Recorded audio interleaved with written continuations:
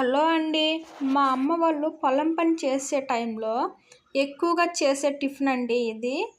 ఇది 5వ నెల లాస్ట్, 6వ నెల ఫస్ట్‌లో పొలానికి గత్తం వేస్తారు కదండీ! గత్తం వేసే టైంలో ఈ టిఫిన్ అనేది సింపుల్‌గా, ఈజీగా, టేస్టీగా తయారు చేయొచ్చు. దీనికి ఎక్కువ టైం కూడా తీసుకోదండి. చాలా వేగంగా అయిపోతుంది.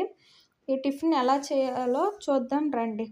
ముందుగా ఒక ప్యాన్ తీసుకొని 2 టేబుల్ స్పూన్ల ఆయిల్ వేసి దాంట్లో ఆనియన్స్, పచ్చిమిర్చి, గుండగా కోసిన అల్లం, జీరా, ఆవాలు వేసి వేయించాలి.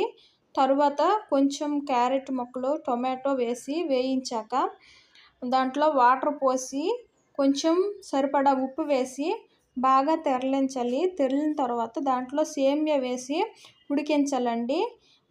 కొంచెం ఉడికాక దాంట్లో రవ్వ కూడా వేసి బాగా ఉండలు లేకుండా కలిపి ఉడికించాలండి.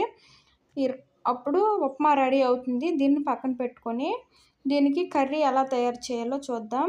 3-4 బంగాళదుంపలను కుక్కర్లో తీసుకొని 2 విజిల్స్ వచ్చేలా ఉడికించి తోలు తీసి కట్ చేసి పక్కన పెట్టుకోవాలండి బంగాళదుంపలు.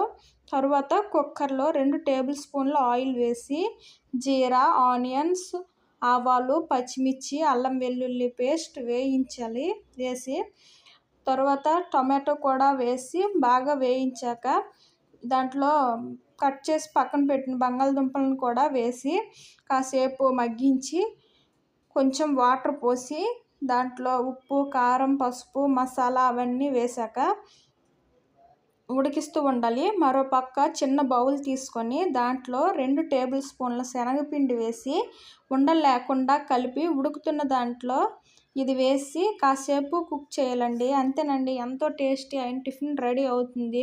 మీరు కూడా ఇది ఒకసారి ట్రై చేయండి. చాలా టేస్టీగా ఉంటుంది. Thank you for watching.